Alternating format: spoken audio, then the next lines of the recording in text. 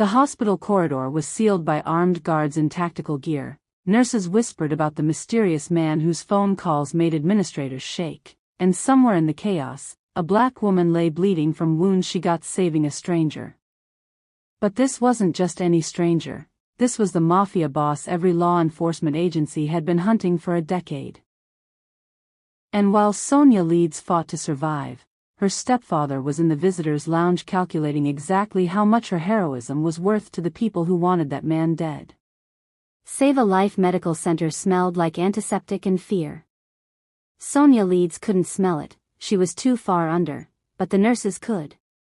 They moved through the recovery wing with the practiced efficiency of people who'd been given instructions they didn't fully understand but were too afraid to question. Armed guards at every junction. Plainclothes operatives disguised as orderlies. A lockdown that wasn't officially a lockdown. Sonia's chest rose and fell beneath thin sheets. Bandages wrapped her shoulder where shrapnel had torn through silk and skin. Her hands, scraped raw from dragging a 200-pound man across ballroom marble, lay motionless at her sides. The machines tracking her vitals beeped in steady rhythm, alive, stable, unaware. 3 floors up, the Mafia boss stood in a commandeered office, phone pressed to his ear, jaw tight enough to crack teeth. His suit jacket hung on a chair. His shirt, still spattered with his own blood, was unbuttoned at the collar. The bullet wound in his side had been stitched and wrapped, but he'd refused sedation. Refused to sleep. Refused everything except answers. Who is she? His head of security, Marcus Vega, had been with him for 12 years. He knew when to speak and when to stay silent. Right now, silence felt safer. Her name is Sonia Leeds. 28 years old. Works event staff through a temp agency. No criminal record. No connections we can trace. She was assigned to the gala as coat check and overflow catering. Family? Stepfather. Colin Leeds. Insurance consultant. Clean background. The Mafia boss said nothing. His eyes tracked the city lights beyond the window, but his mind was somewhere else, replaying the moment when chaos erupted and everyone ran except her. The moment when a woman in a borrowed uniform dropped to her knees beside him and pressed both hands against a wound that should have killed him. She hadn't hesitated. Hadn't screamed. Hadn't asked who he was. She just acted. And that made her either the bravest person he'd ever met or the most foolish. Where is she now? Recovery wing, 4th floor. Treated for lacerations and shock. She's sedated. I want a perimeter. No one gets near her without clearance. Already done. Of course it was. Marcus had anticipated the order the moment Sonia Leeds' identity came through. By now, every exit was covered. Every camera feed was being monitored. The hospital staff had been quietly informed that a federal witness protection detail was in effect. No one questioned it. No one would. The Mafia boss turned from the window. His reflection caught in the darkened glass. A man in his late 30s, face carved from stone and exhaustion, eyes that had seen too much and forgotten nothing. Find out everything about her. Where she lives. Who she talks to. Why she was at that gala. And the stepfather?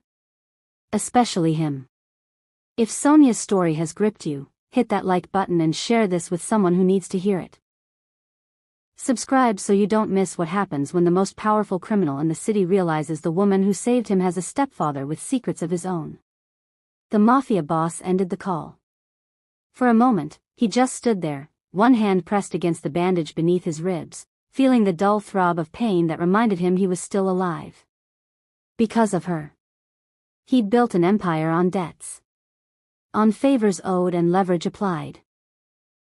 On the unspoken rule that nothing in his world came without a price. But this debt? This one was different. He moved to the desk and picked up the second phone, the one only 5 people in the world had the number to. It rang once before a voice answered. Yes?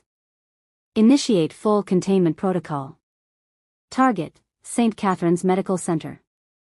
I want every entrance monitored, every staff member accounted for, and a security cordon that doesn't look like a security cordon. Time frame? It's already late. The line went dead. Within 8 minutes, vehicles began arriving at the hospital. Not all at once, that would draw attention. But in a carefully orchestrated sequence, a maintenance van here, a delivery truck there, civilian cars parking in the visitor lot. Men and women in ordinary clothes taking positions at every critical point. To anyone watching, it looked like nothing. To the Mafia boss, it looked like control. He pulled on his jacket, buttoned it over the bloodstain, and headed for the elevator. His reflection in the polished steel doors showed a man who looked like he belonged in a boardroom, not a recovery wing. That was the point. Monsters didn't always look like monsters. Sometimes they looked like the man in the expensive suit. Sometimes they looked like the respectable stepfather waiting in the visitor's lounge. And sometimes, the real danger wasn't the criminal everyone feared. It was the family member no one suspected. But to understand how a woman who'd spent her entire life invisible became the most protected person in the city, we need to go back 6 weeks, to the planning meeting where their paths first crossed, and neither of them knew how that moment would change everything. Before we get started, don't forget to give this video a like, hit that subscribe button and tell us in the comments where you're tuning in from. Your support helps us bring you even more incredible stories, and trust me, you won't want to miss what's coming next. Now, let's get into the story. 6 weeks earlier, Sonia Leeds sat in the kitchen of the house that had never felt like home, staring at the envelope in her hands. Inside was a check for $300. Her entire week's earnings from 2 temp jobs.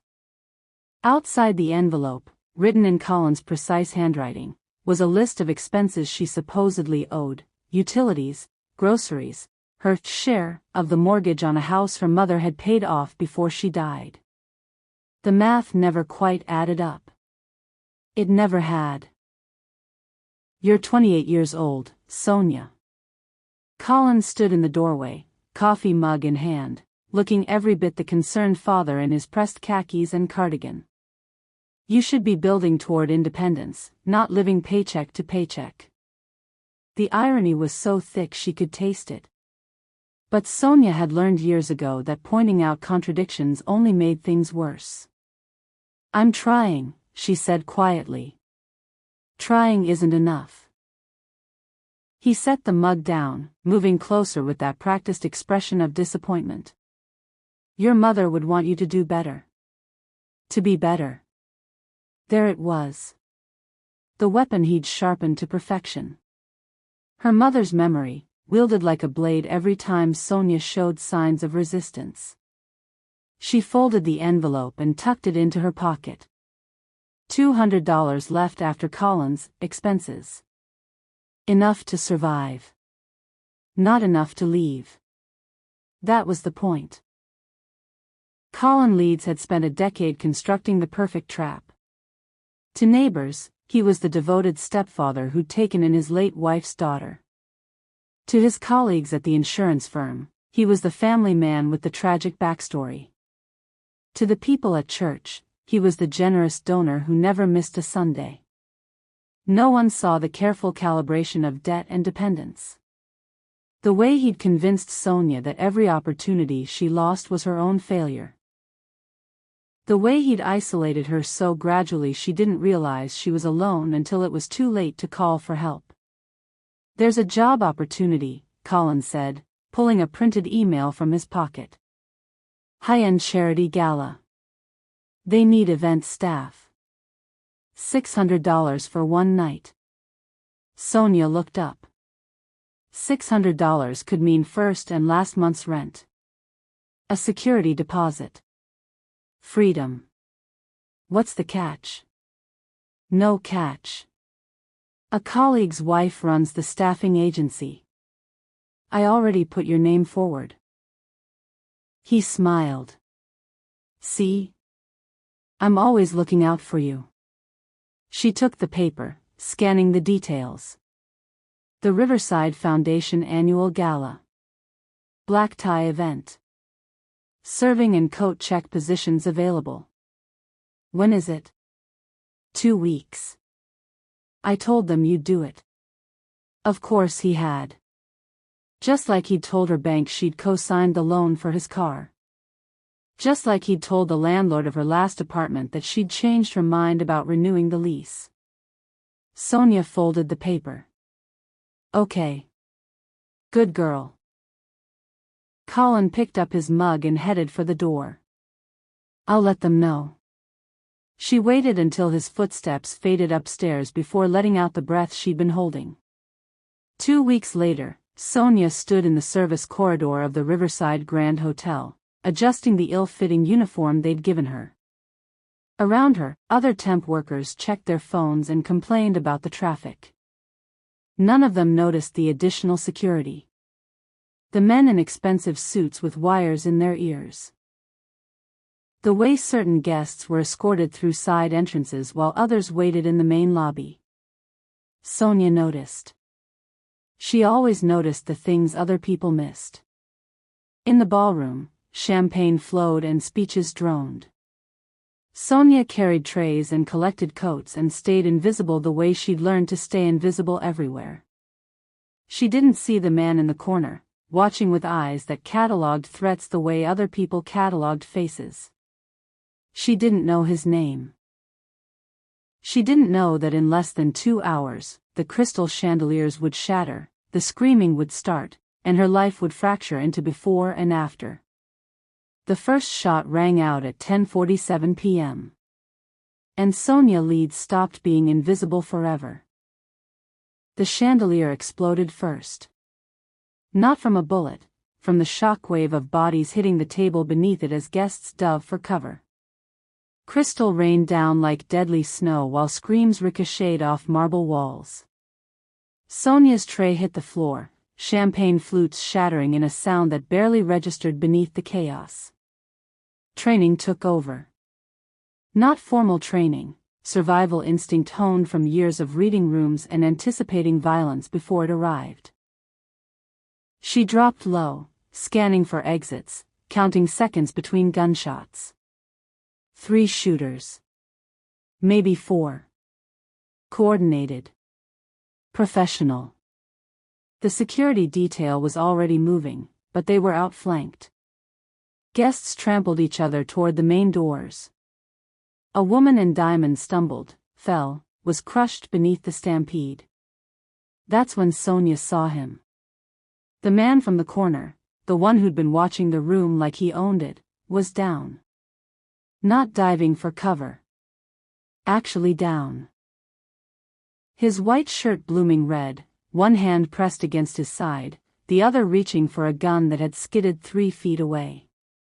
Their eyes met across the chaos. His were cold. Calculating. Already accepting death. Hers made a decision before her brain caught up. Sonia ran toward him while everyone else ran away. She hit her knees beside him, hands already moving to assess the wound. Entry point below the ribs, left side. Bleeding heavy but not arterial. Not yet. What are you? His voice was rough, shocked. Shut up and keep pressure here. She grabbed his hand, pressed it hard against the wound. Her other hand yanked the decorative runner off the nearest table, wadding it into a makeshift compress. You need to run. He tried to push her away, but his strength was fading. You need to shut up. More gunfire. Closer now. The security detail was pushing back, but the shooters were advancing. Sonia could hear boots on marble, the clinical efficiency of people who killed for a living. The Mafia boss's eyes started to lose focus. Stay with me. Sonia pressed harder, feeling his blood warm and slick between her fingers. What's your name? Doesn't matter. It matters. Stay awake. Tell me your name. Leo, his voice cracked. They're coming. She looked up. 2 men in tactical gear rounding the corner, weapons raised. Then the Mafia boss's security detail materialized like avenging angels, and the hallway erupted in violence. Sonia refused to watch. She kept her focus on the man bleeding out beneath her hands. "Ambulance is 90 seconds out," someone shouted. "He doesn't have 90 seconds, Sonia shouted back. They moved him together, Sonia keeping pressure, 2 bodyguards carrying his weight. Down the service corridor, through the kitchen where terrified staff pressed against walls, out into the cold night air where sirens wailed like the city screaming. The ambulance doors flew open. "I'm coming with him," Sonia said. "Ma'am, you need to." "I'm coming with him." The paramedic saw her hands covered in blood, saw the look in her eyes, and made the smart choice. He nodded. Inside the ambulance, fluorescent lights turned everything stark and clinical.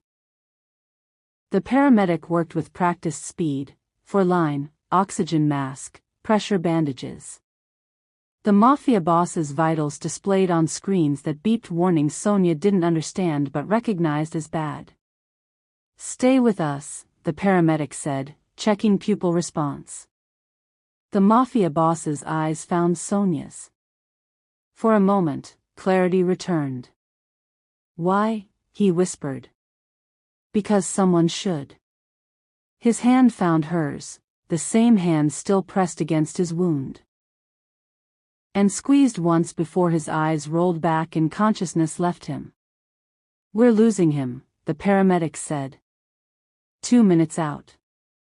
"Come on, stay with us." Sonia held his hand tighter, as if will alone could anchor him to life. She didn't notice the pain blooming in her own shoulder until the ambulance lurched to a stop and the world tilted sideways. "Ma'am? Ma'am, you're bleeding." Sonia looked down. Her uniform was soaked red. When had that happened? "Ma'am, we need you to sit down." The last thing she saw before darkness took her was the Mafia boss being wheeled through emergency doors, a dozen people in scrubs converging on him like he was the only person in the world who mattered. Then the floor rushed up to meet her, and everything went black. The Mafia boss woke to the sound of machines and the smell of sterile air. Pain radiated from his side like someone had buried hot iron beneath his ribs. His hand moved instinctively to the wound, found bandages instead of blood, and his training kicked in before his eyes fully opened. Assess. Orient. Identify threats. Private room. Reinforced door. No windows, or rather, windows covered with what looked like standard blinds but felt wrong. Too precise. The kind of coverage his people used when they needed to control sight lines. He was in a hospital. His hospital now. The realization brought cold satisfaction. His organization didn't fail. Even when he was unconscious, bleeding out on an operating table, the machine he'd built kept running.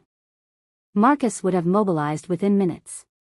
By now, every entrance would be monitored, every camera feed controlled, every staff member quietly vetted and cleared or replaced. The Mafia boss had survived because that's what he did. What he'd always done. But this time, someone else had survived him first. The woman.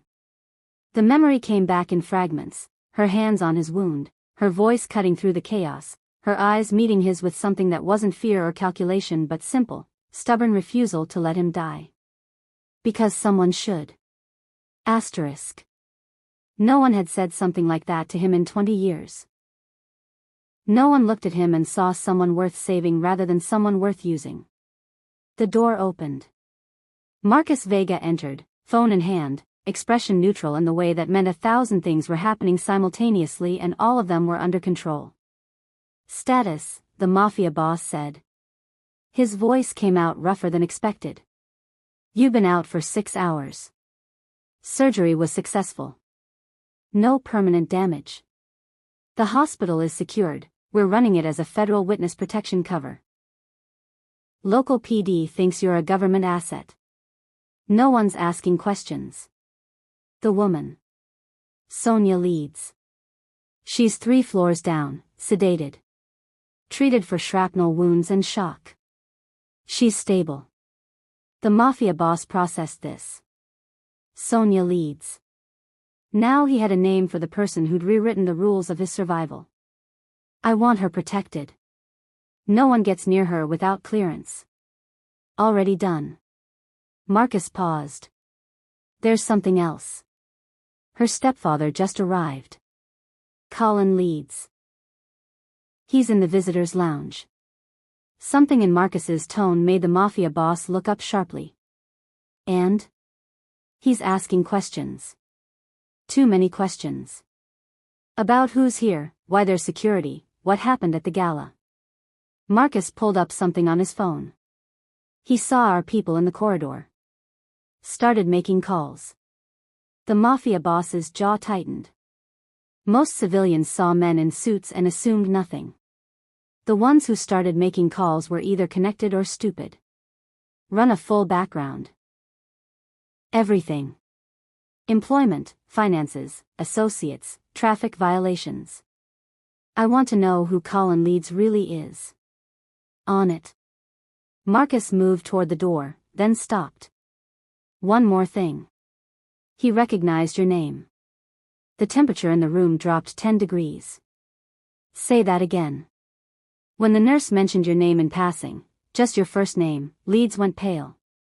Then he made another call. Marcus met the Mafia boss's eyes. He knows who you are. For a long moment, the Mafia boss said nothing. His mind was already moving through possibilities, calculating angles, identifying threats. A stepfather who recognized his name meant connections. Meant history. Meant this wasn't as simple as a woman who'd made a brave choice at a charity gala. This was something else. Bring him up, the Mafia boss said quietly. But not to me. Put him in a conference room. I want cameras, audio, the works. And I want to watch him sweat. Marcus nodded and left. The Mafia boss leaned back against the pillows, feeling the pull of stitches and the dull throb of pain he'd learned long ago to compartmentalize. His code was simple, debts were sacred. Protection was absolute. Loyalty was everything. Sonia Leeds had saved his life. That meant she was his responsibility now. His debt to repay. His to protect. And if her stepfather was what the Mafia boss suspected. If Colin Leeds was the kind of man who recognized names he shouldn't know and made calls he shouldn't make, then that responsibility had just become a lot more complicated. 3 floors down, Sonia slept, unaware that the man she'd saved had just declared her untouchable. And in the visitors' lounge, Colin Leeds sat with his phone in trembling hands, staring at search results for a name he'd hoped never to encounter. Leonardo Alfred *. The most dangerous man on the eastern seaboard. And his stepdaughter had just saved his life. Colin Leeds sat in the visitors' lounge, phone pressed to his ear, watching the corridor where men who weren't hospital security moved with military precision. His hands had stopped shaking 10 minutes ago. Fear had a way of crystallizing into something sharper when you realized you were sitting on a winning lottery ticket. I'm telling you, it's him, Colin said quietly, his voice barely above a whisper. Leonardo Alfred. The Leonardo Alfred. The voice on the other end, Victor Kozlov, a man Colin had done insurance fraud work for 15 years ago, went silent for 3 long seconds. You're certain? I heard the nurses. Saw his people. And my stepdaughter, Colin paused, letting the implications settle. She saved his life. Another pause. Colin could practically hear Victor's mind working through the angles, calculating value the way sharks calculated blood in water. Where is she now? 4th floor. Recovery wing. Under guard, but I'm her legal next of kin. I can get access. Don't. Victor's tone sharpened. Don't do anything yet. There are people who would pay very well for information about Alfred's location. His condition. His vulnerabilities. Colin felt his pulse quicken. How well? Enough to disappear. Start over somewhere warm. Somewhere his organization can't reach. It was everything Colin had been calculating since he'd recognized the name. Sonia had always been useful. A convenient source of income, someone to absorb blame, a shield against questions about his finances. But this was something else entirely. This was his exit strategy. I want half up front, Colin said. You'll get 20% now. The rest when we verify the information is actionable. 30.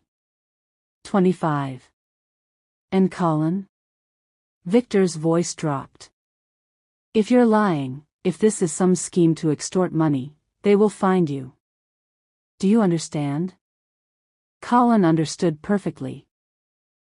He'd spent his entire adult life understanding exactly how much he could take before consequences arrived. The trick was always being gone before they did. I'll send you everything I have in 1 hour. Photos, room number, security details. He ended the call and immediately opened another contact. Then another. By the time he'd made 5 calls, he'd created a bidding war between 3 different parties, none of whom knew about the others. The art of manipulation wasn't just about control. It was about making people think they were getting exactly what they wanted while you walked away with everything. 3 floors up, Sonia drifted in and out of consciousness. The morphine made everything soft and distant, but voices had a way of cutting through, especially familiar ones. She heard Colin before she understood what he was saying. 4th floor, recovery wing, yes, she's alone most of the time. Sonia's eyes cracked open. The room swam into focus slowly. White ceiling. Beeping machines. And through the partially open door, Colin's voice continuing in that low, careful tone he used when he was lying to someone. I can provide access. For the right price. Access. The word landed like ice water. Sonia tried to sit up, but pain and medication dragged her back down. Her mind struggled to piece together what she was hearing. Access to what? To whom? Leonardo Alfred, confirmed, injured but stable. The name didn't mean anything to her. But the way Colin said it, like he was selling something valuable, made her stomach turn.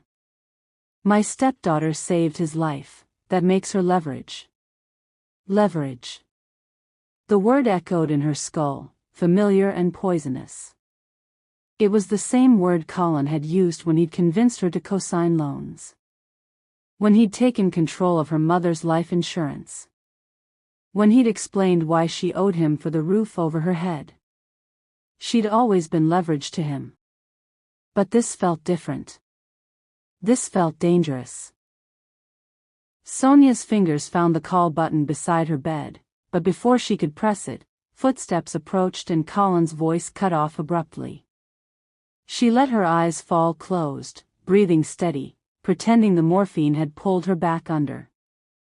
Through slitted lids, she watched Colin return to his chair, phone in hand, an expression on his face she'd seen 1,000 times before. Satisfaction. He thought he'd won something. And Sonia, trapped in a hospital bed, finally understood that her stepfather had never been afraid of the man she'd saved. He'd been calculating how much that man's life was worth. In the visitors' lounge, Colin sent the final message. Deal confirmed. We'll provide access 0600 tomorrow. Half payment upon entry, remainder upon completion, asterisk. He leaned back, allowing himself a small smile. By tomorrow night, he'd be on a plane to somewhere without extradition treaties. And Sonia would finally be someone else's problem. The first breach attempt came at 4:47 a.m. A maintenance van pulled up to the hospital's service entrance, credentials perfect, uniforms authentic, paperwork flawless. The two men inside had done this before, infiltrated secured locations, neutralized targets, disappeared before anyone realized what happened. They made it exactly 12 feet past the entrance before Marcus Vega stepped out of the shadows. "Gentlemen." His voice was conversational, almost friendly. "You're early." The driver's hand moved toward his waistband. He never reached it. Four operatives materialized from positions the intruders hadn't even registered as cover, weapons drawn, exits blocked. It was over in 8 seconds. In the observation room, the Mafia boss watched the security feed with cold satisfaction. His side still ached where stitches pulled against muscle, but pain had always been useful. It kept him sharp. "That's the third attempt," Marcus said, entering with a tablet. "Different buyers, same source of information. Colin leads." "Confirmed. We've intercepted communications with Viktor Kozlov, the Calabria Syndicate, and someone claiming to represent a DOJ task force, which we both know doesn't exist." The Mafia boss's expression didn't change, but something dangerous flickered behind his eyes. He'd suspected this from the moment Colin had recognized his name. Men who recognized names they shouldn't know were always one of two things: connected or stupid. Colin Leeds was both. "He's selling his stepdaughter's location to the highest bidder," Marcus continued. "Access to this floor. Timing of security rotations. Even her room number." And none of them realized they were walking into a trap. It wasn't a question. The Mafia boss had been building traps since he was 16 years old. This hospital had never been just a recovery site, it was a proving ground. A way to identify exactly who wanted him dead badly enough to act on intelligence from a desperate man with gambling debts and delusions of cleverness. "What do you want done with Leeds?" The Mafia boss stood slowly, testing his balance, feeling the pull of injury against the weight of rage he'd spent decades learning to control. This wasn't about Colin Leeds trying to sell information. That was predictable. That was what desperate men did when they thought they'd found leverage. This was about Sonia Leeds lying unconscious 3 floors down, unaware that the man who'd raised her had just tried to have her killed as collateral damage. "Bring him to me," the Mafia boss said quietly. "Alive. I want him to understand exactly what he's done." Sonia woke to the sound of her own heartbeat thundering in her ears. The morphine had worn off enough for clarity to return, and with it, the memory of Colin's voice in the hallway. The words that had felt like nightmare but tasted like truth. Leverage. Access. Price **. She'd spent 10 years telling herself that Colin's cruelty was complicated. That his manipulation came from grief over her mother. That underneath the control and criticism, some part of him still cared. The illusion shattered like glass. He'd sold her. Sold her location to people who wanted the man she'd saved dead. And if she was in the way when they came for him? Colin had made his calculation. The door opened. Sonia tensed, but it was only a nurse, one she'd seen before, with kind eyes and steady hands. "How are you feeling, sweetie? Where's my stepfather?" The question came out harder than Sonia intended. The nurse paused, something shifting in her expression. "He's being questioned by security. There was an incident earlier. Nothing for you to worry about." But Sonia was worrying. Because, questioned by security, in a hospital that didn't feel like a hospital meant something had gone very wrong. Or very right, depending on whose side you were on. "The man I came in with," Sonia said. "Is he okay?" The nurse's professional mask slipped for just a second, revealing something that looked like respect mixed with fear. "He's fine. Better than fine, actually." She adjusted Sonia's four with practiced efficiency. He's been asking about you. Before Sonia could process that, the door opened again. Not a nurse this time. A man in an expensive suit, face carved from stone, eyes that had seen things Sonia couldn't imagine and survived them anyway. Marcus Vega. Ms. Leeds, he said formally. There's something you need to know about your stepfather. 2 floors up, Colin Leeds sat in a windowless conference room, hands zip-tied to a chair bolted to the floor, watching men in suits move past the one-way glass with the efficiency of people who'd done this 1,000 times. He'd stopped protesting 20 minutes ago. Now he was just trying not to cry. The door opened. And the Mafia boss walked in. The Mafia boss didn't speak for 30 seconds after entering the conference room.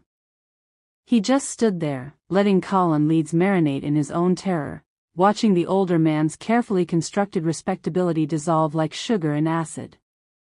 Finally, he moved. Slowly. Each step deliberate. Until he stood directly in front of Colin, close enough that the older man had to crane his neck to meet his eyes. Do you know what you did? The Mafia boss asked quietly. Colin's mouth opened. Closed. Opened again. I was protecting myself. You have to understand. You sold your stepdaughter's location to 3 different organizations. Men who would have killed her to get to me. Do you understand that? She wasn't supposed to be hurt. They promised. They lied. The Mafia boss's voice remained level, almost conversational. Just like you're lying now. I'm not. You told Viktor Kozlov that Sonia was alone most of the time. You provided her room number. Her guard rotation schedule. You created a window for an extraction that would have resulted in her death. He paused. For $200,000. Colin's face went white. How did you? Because I own this hospital. Every phone call. Every message. Every desperate deal you made while your stepdaughter recovered from injuries she sustained saving my life. The Mafia boss leaned closer. Did you think I wouldn't know? Before Colin could answer, the door opened. Marcus entered, tablet in hand. Ms. Leeds is awake. She's asking to see him. The Mafia boss straightened. Then let's not disappoint her. They moved Colin through the corridors like a prisoner being led to execution. Zip ties removed, but surrounded by men in maroon tactical uniforms who made it clear that running wasn't an option. Medical staff pressed against walls as the procession passed, sensing something terrible unfolding but unable to look away. Sonia stood in her doorway, for pole in one hand for support, hospital gown hanging loose on her frame. When she saw Colin, something flickered across her face, not surprise, but confirmation of something she'd already suspected. Sonia. Colin's voice cracked. Sweetheart, this is all a misunderstanding. Don't. Her voice was steady despite the trembling in her hands. Don't call me that. The Mafia boss positioned himself between them, a wall of controlled violence in an expensive suit.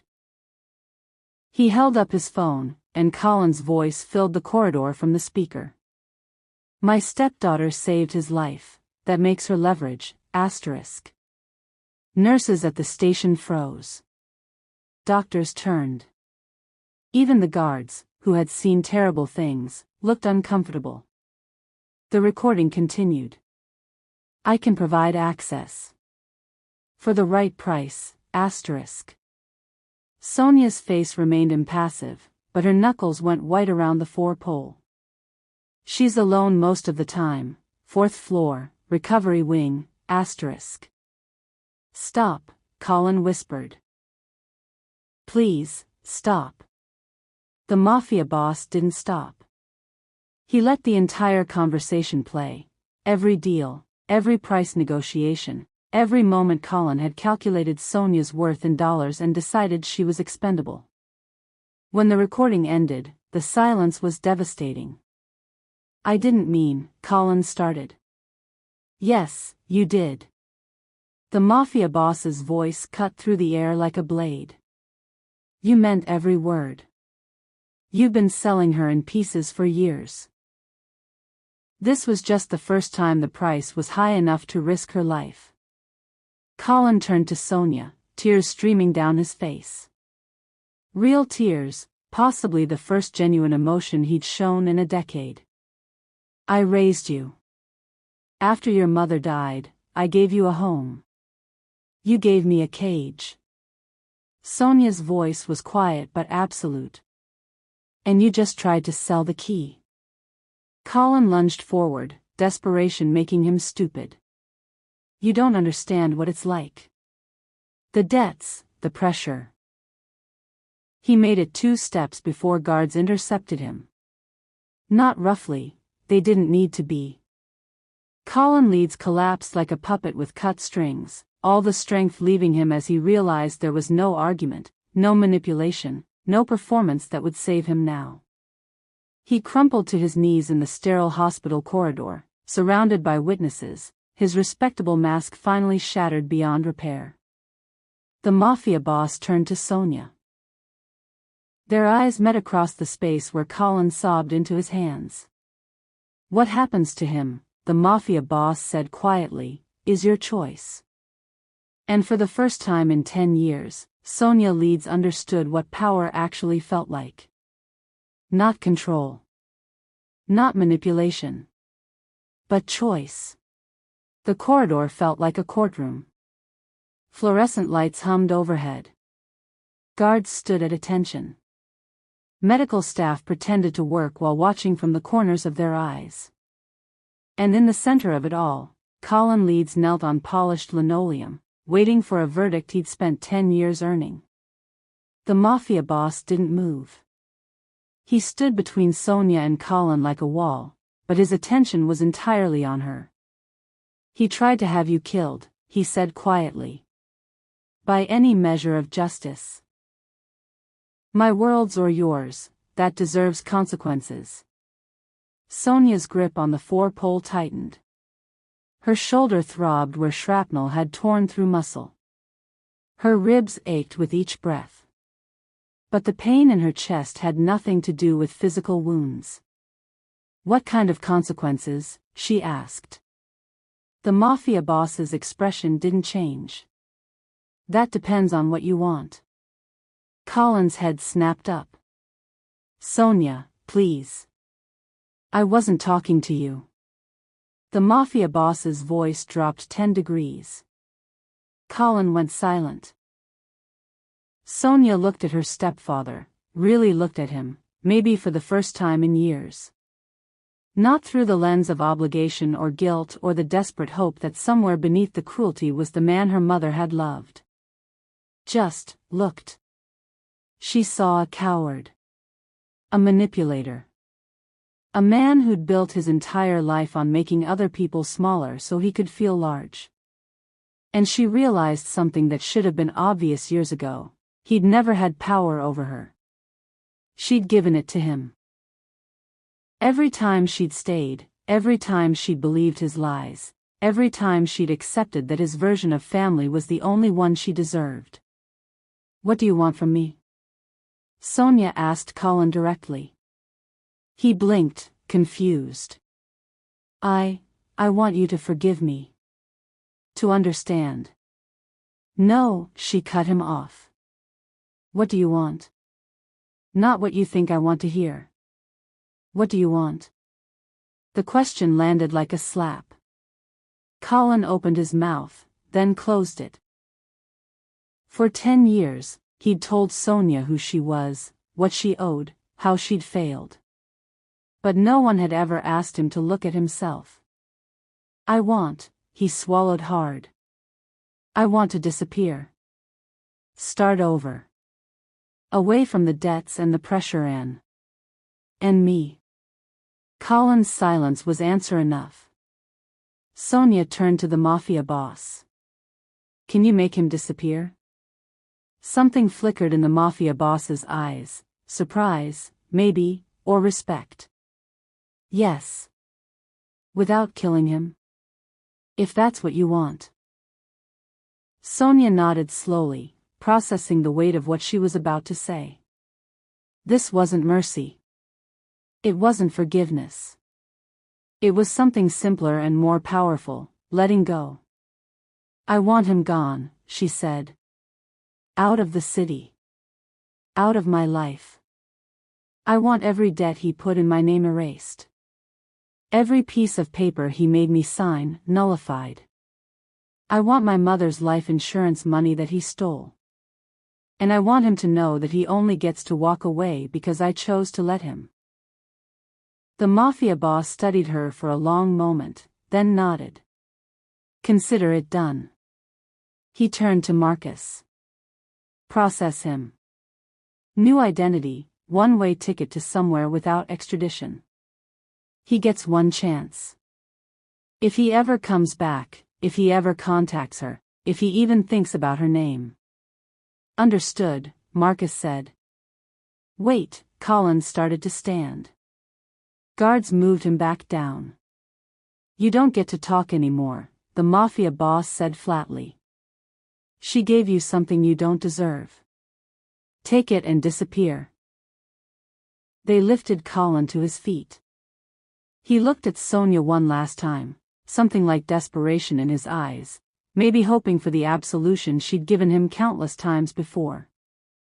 Sonia turned away. And Colin Leeds, the man who'd stolen 10 years of her life, was escorted down the corridor and out of existence. When the footsteps faded, Sonia leaned heavily against the doorframe. The adrenaline was leaving her system, replaced by exhaustion and the strange weightlessness of released burden. The Mafia boss remained where he was, giving her space but not leaving. You could have asked for more, he said quietly. I asked for what I needed. Sonia looked up at him. Who are you? Really? The Mafia boss met her gaze. Someone who owes you his life. And someone who just watched you show more mercy than I've ever been capable of. That wasn't mercy, Sonia said. That was self-preservation. I spent 10 years letting him define who I was.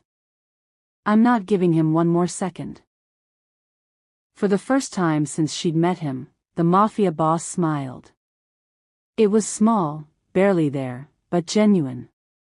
Then we understand each other. 5 days later, Sonia stood at the window of her hospital room, watching the city wake up. The stitches in her shoulder pulled slightly when she moved, a reminder that would fade with time. Like most reminders of pain, she suspected. Behind her, a duffel bag sat packed on the bed. Clean clothes. Discharge papers. A bank statement showing an account in her name, her mother's life insurance money restored, plus what the Mafia boss called compensation for damages. It was more money than Sonia had seen in her entire life. It was also, somehow, the least important thing that had changed. A knock at the door. She turned to find the Mafia boss standing in the threshold, suit immaculate as always, but something softer in his expression than she'd seen before. You're cleared to leave, he said. Whenever you're ready. I'm ready. Sonia picked up the duffel bag, testing its weight. Everything she owned fit in one bag. Somehow, that felt right. Light enough to carry. Small enough to rebuild. The Mafia boss stepped aside as she passed, but didn't follow. Sonia paused in the doorway. What happens now? She asked. You tell me. It was the same answer he'd given her when she'd decided Colin's fate. The same trust he'd placed in her judgment when he could have simply made decisions and expected her to accept them. I'm leaving the city, Sonia said. Starting over somewhere quiet. Somewhere no one knows my name or my history. The Mafia boss nodded. Marcus has prepared several options. New identity if you want it. Security arrangements. Whatever you need. I don't need security. You have it anyway. He said it simply, not as a threat or a claim of ownership, but as a statement of fact. You saved my life. That creates a bond one don't take lightly. If you ever need anything, protection, resources, someone to disappear, you call. He handed her a card. No name, just a number. And if I never call? Sonia asked. Then I'll know you're living the life you chose. And that's all I want for you. There was something in his voice, regret, maybe, or envy. The recognition of someone who understood what freedom cost and knew he'd never be able to pay that price himself. Sonia tucked the card in her pocket. Thank you. For everything. I didn't do anything you didn't earn yourself. You gave me a choice. That's more than anyone's given me in a long time. The Mafia boss's expression shifted, something almost vulnerable crossing his features. You gave me my life back. The least I could do was give you yours. They walked through the corridors together one last time. Past nurses who smiled with genuine warmth. Past guards who nodded with respect. Past the place where Colin had collapsed and begged and finally been removed from her story. At the main entrance, a car waited. Not the intimidating black SUVs with tinted windows, but something normal. Unremarkable.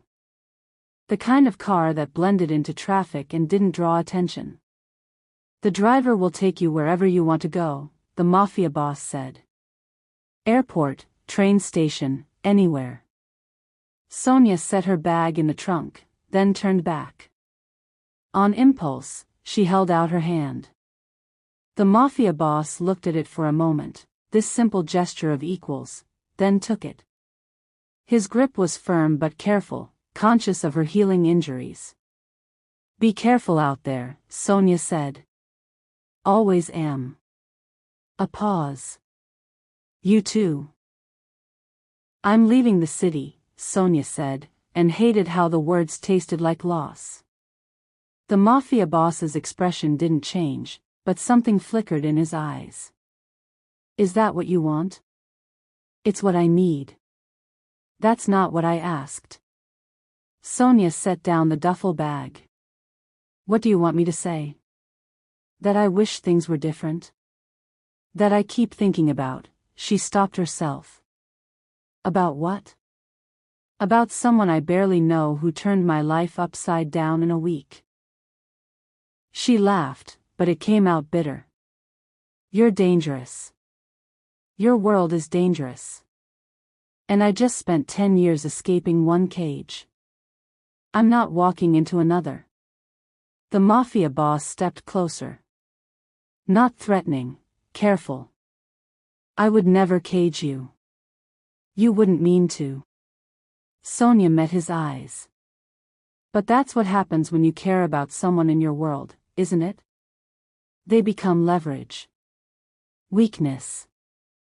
Something to protect or lose. He had no answer for that. Because she was right. So I'm leaving, Sonia said quietly.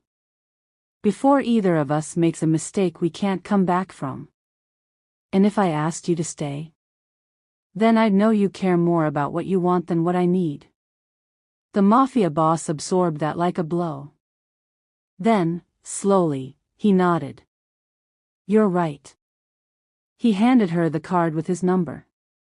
But if you ever change your mind, if you ever want something different, you know where to find me. Sonia took it. Their fingers brushed. Neither pulled away immediately. Goodbye, she whispered. Not goodbye, he said. Just, not yet. She got in the car. The engine started with a quiet purr.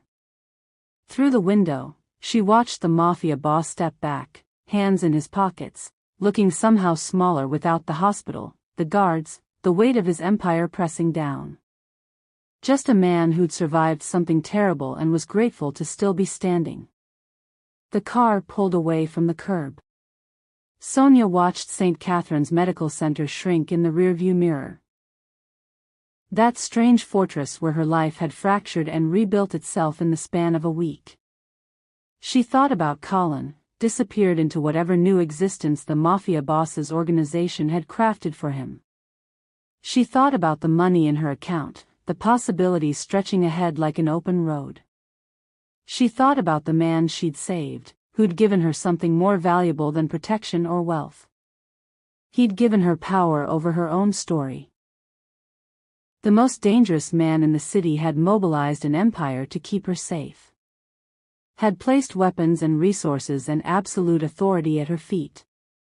Had offered her vengeance and violence and everything his world considered justice. And Sonia Leeds had chosen something simpler. She'd chosen to walk away. Not because she was afraid. Not because she was powerless. But because she finally understood that real strength wasn't about who you could destroy. It was about who you chose to become when destruction was no longer the only option. The city blurred past the window. Sonia Leeds leaned back against the seat, closed her eyes, and let herself imagine a life where she was more than the sum of her scars. Somewhere behind her, in a hospital that was no longer a fortress, the Mafia boss watched the car disappear into traffic.